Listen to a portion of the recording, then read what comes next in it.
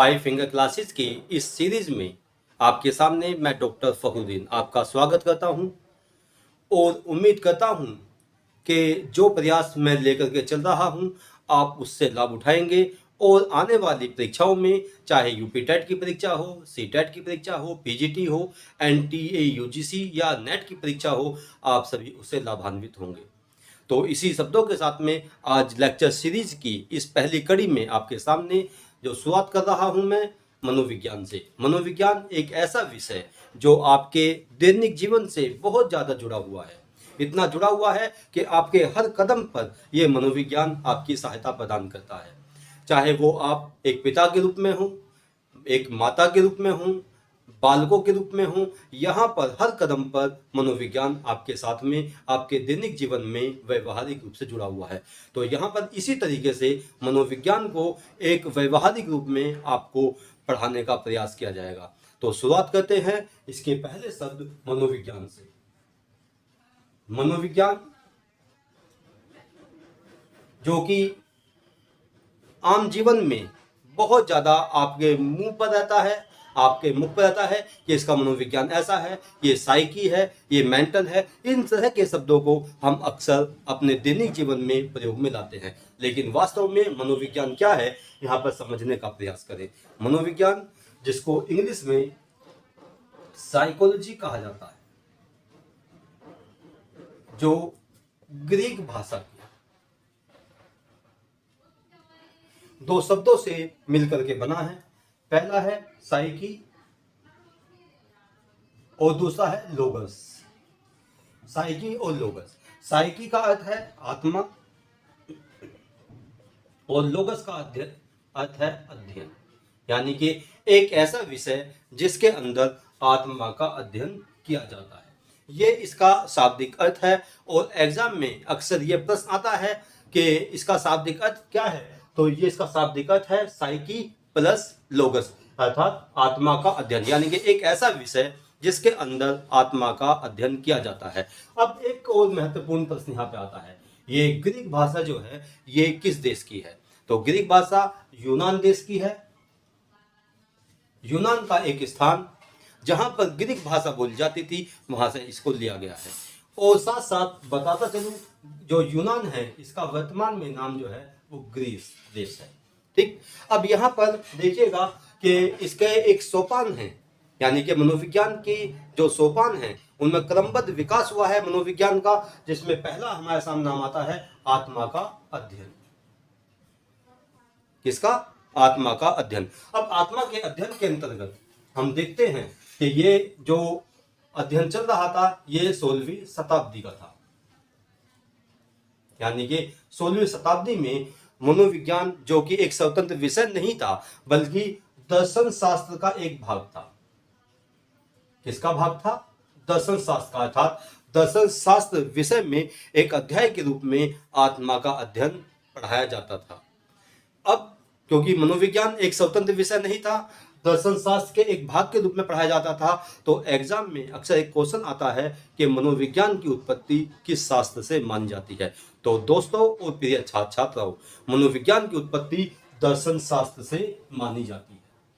ठीक, अब यहाँ पर जब हम इसके सोपानों की बात करते हैं तो जो जिस समय में 16वीं शताब्दी में, जो कि प्लेटो का समय था, दार्शनिक डेकार्टे का समय था, अरस्तु का समय था, उस समय में इसको आत्मा के अध्ययन के रूप में दिया गया था।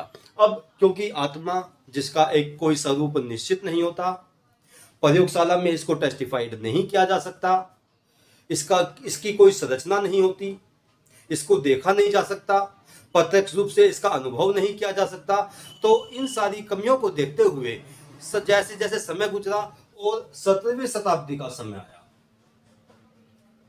17वीं शताब्दी का समय आया, तो इसके क्षेत्र में भी परिवर्तन हो गया। वो क्षेत्र परिवर्तन क्या था?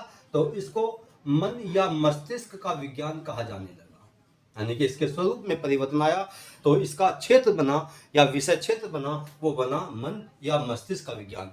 और साथ साथ आपको इसका ध्यान रखना है कि यहाँ पर एक विधि चलती थी, यहाँ पर एक विधि हुआ करती थी जिसके अंतर्गत इनका अध्ययन किया जाता था, चाहे वो आत्मा हो चाहे मन हो। तो वो विधि थी अंतर्दर्शन विधि। अंतर्दर्शन विधि, इस अंतर्दर्शन विधि के अंतर्गत आत्मा का अध्ययन और मन का अध्ययन किया जाता था। अब यहाँ पर एक मनोवैज्ञानिक का नाम आता है जिसका नाम है थॉमस रीड, यानी कि आत्मा या मस्तिष्क का अध्ययन को प्रारंभ करने का श्रेय जो दिया जाता है वो थॉमस रीड को दिया जाता है। अब जो समस्या आत्मा के अध्ययन के रूप में थी वही समस्या मन के अध्ययन के रूप में रही कि उस समय के जो दार्शनिक थे वो आत्मा की संरचना को डिफाइन नहीं कर पाए, इसकी संरचना को, इसके स्वरूप को, इसके आकार को नहीं बता पाए कि हम इसका अध्ययन किस प्रकार से करें। केवल अनुभव के आधार पर अंतर्दर्शन विधि का सहारा लेकर के इसके बारे में कुछ चर्चाएं की जाती रही, लेकिन क्योंकि मानव बुद्धि इस प्रकार की है कि वो लगातार शोध कार्यों में लगी रहती है, नई नई खोज में लगी रहती है, नई नई आवश्यकताओं को प्राप्त करने में लगी रहती है और हमेशा क्यों का प्रश्न खोजने में लगी रहती है। तो यहाँ पर आकर के जब नया समय आया, यानी कि अगली शताब्दी आई, वो थी 18वीं शताब्दी, और वो भी 18वीं शताब्दी के मध्य का समय, जब इसके अध्ययन रूप में, यानी कि जो मनोविज्ञान था उसके रूप में कुछ परिवर्तन आया। वो परिवर्तन क्या था कि यहाँ पर इसका नाम दिया गया चेतना का विज्ञान, और इसको देने वाले मनोवैज्ञानिक का नाम था विल्हेम वुंड। अब यहाँ पर कुछ नाम आपके सामने आएंगे जिनको आपको याद रखना है। अमेरिका के मनोवैज्ञानिक और दार्शनिक विलियम जेम्स सिली, विल्हेम वुंड जो कि जर्मनी के थे, और उनके शिष्य ईबी टिचनर। जर्मनी के जो मनोवैज्ञानिक थे विल्हेम वुंड, उनका नाम इसलिए महत्वपूर्ण है क्योंकि उन्होंने 1879 में जर्मनी के शहर लिप्जिंग में मनोविज्ञान की पहली प्रयोगशाला की स्थापना की। और लिप्जिंग शहर, जिस प्रकार से हम देखते हैं कि सहारनपुर में सहारनपुर यूनिवर्सिटी, इलाहाबाद में इलाहाबाद यूनिवर्सिटी, बरेली में बरेली यूनिवर्सिटी, मेरठ में मेरठ यूनिवर्सिटी, इसी प्रकार से लिप्जिंग शहर और उसमें यूनिवर्सिटी थी लिप्जिंग यूनिवर्सिटी, लेकिन समय उपरांत उसका वर्तमान में नाम जो है वो कार्ल मार्क्स यूनिवर्सिटी है। तो उस यूनिवर्सिटी के अंदर मनोविज्ञान की पहली प्रयोगशाला स्थापित की गई, इसीलिए विल्हेम वुंड को प्रयोगात्मक मनोविज्ञान का जनक भी कहा जाता है। इस चीज को आपको यहाँ पर याद रखना है। अब यहाँ पर चेतना विधि अंतर्दर्शन, चाहे वो आत्मा की हो, चाहे वह मन या मस्तिष्क की हो, चाहे वो यहाँ पे चेतना की हो, अंतर्दर्शन विधि यहाँ पे महत्वपूर्ण रही और विषय क्षेत्र रहा चेतना का।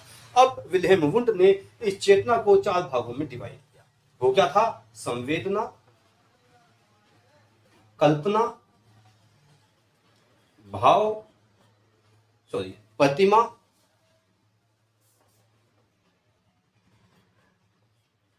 प्रतिमा, और भाव।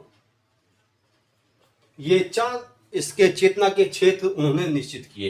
पहला है संवेदना, सेंसेशन, दूसरा है कल्पना, इमेजिनेशन, प्रतिमा, इमेज, और भाव, फीलिंग। ये चारों क्षेत्र चेतना के रखे गए और अंतर्दर्शन विधि, इसके अध्ययन की विधि रखी गई।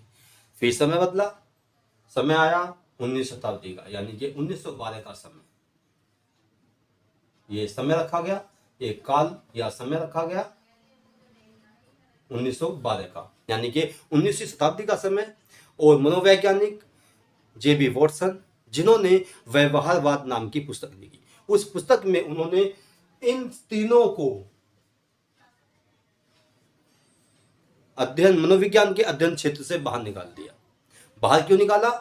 कि उन्होंने कहा कि इन सब के माध्यम से, चाहे वो आत्मा का अध्ययन हो, मन का अध्ययन हो या चेतना का अध्ययन हो, हम मनोविज्ञान की इसको क्षेत्र के रूप में स्थापित नहीं कर सकते, क्योंकि इसको ना देखा जा सकता है, ना परखा जा सकता है, ना परीक्षण किया जा सकता है, ना इसका स्वरूप निश्चित किया जा सकता है। तो उन्होंने एक नया शब्द दिया, जो शब्द था व्यवहार, और इसीलिए मनोविज्ञान को व्यवहार का विज्ञान भी कहा जाता है।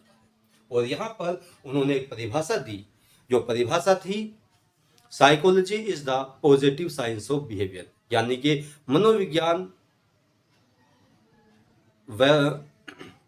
मानव व्यवहार का विधायक या सकारात्मक विज्ञान है। ठीक है, इसीलिए यहाँ पे इसको कहा गया व्यवहार का विज्ञान। और यहाँ पर इसकी विधि भी चेंज की गई उन्होंने अंतर्दर्शन विधि का विरोध किया और एक नई विधि प्रतिपादित की जिसका नाम था बहिर्दर्शन विधि,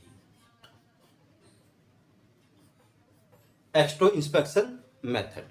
तो यहाँ पर आकर के मनोविज्ञान को अपना एक स्वरूप मिला, एक नया स्थान मिला, अपना एक नया मुकाम मिला, जिसको कहा गया व्यवहार का विज्ञान। अब जो कि परिभाषा मैंने आपको बताई, जेबी वॉटसन की प्रसिद्ध परिभाषा psychology is the positive science of behaviour. इसी से मिलती जुलती मैकडूगल ने भी अपनी डेफिनेशन दी, जिसमें उन्होंने कहा psychology is the positive science of conduct and behaviour. Psychology is the positive science of conduct and behaviour. इसी प्रकार से कोलसनिक ने परिभाषा प्रस्तुत की, उसमें कहा psychology is the science of human behaviour. कोलसनी की परिभाषा psychology is the science of human behaviour. इसी प्रकार से बोरिंग ने परिभाषा दी कि psychology is the study of human nature. Psychology is the study of human nature. और इससे अलावा एक महत्वपूर्ण परिभाषा जो कि स्किनर के द्वारा दी गई कि psychology is the science of behaviour and experience. Psychology is the science of behaviour and experience. ये कुछ परिभाषाएं मनोविज्ञान से जुड़ी हुई है जो आपके सामने आना बहुत जरूरी है, और क्रम से इन परिभाषाओं को आपके सामने प्रस्तुत किया गया जिससे आपको आसानी से ये परिभाषाएं याद हो जाए। एक बार छोटा सा ओवरव्यू यहाँ पर ले लेते हैं। जो आपको यहाँ पे याद रखना है वो क्या कि साइकोलॉजी ग्रीक भाषा के शब्द से लिया गया है। किससे? साइकी प्लस लोगस से। साइकोलॉजी या मनोविज्ञान की उत्पत्ति जो है वो दर्शन शास्त्र से मानी जाती है और उसको उस समय में एक अध्याय के रूप में पढ़ाया जाता था। दर्शन शास्त्र के एक चैप्टर के रूप में उसको पढ़ाया जाता था, आत्मा के विज्ञान के रूप में या मन के विज्ञान के रूप में, उसके बाद चेतना के विज्ञान के रूप में इसका अगला सोपान आया जो कि 18वीं शताब्दी में था, और अंत में व्यवहार के विज्ञान के रूप में आज ये स्थापित है। तो इन्हीं शब्दों के साथ में मेरा ये लेक्चर आपको जरूर पसंद आया होगा। तो कोशिश करें कि सभी विद्यार्थियों तक, अपने परम मित्रों तक मेरे इस वीडियो को जरूर पहुंचाएं। इसको ज़्यादा से ज़्यादा शेयर करें, लाइक करें और सब्सक्राइब करें। धन्यवाद। जय हिंद, जय भारत।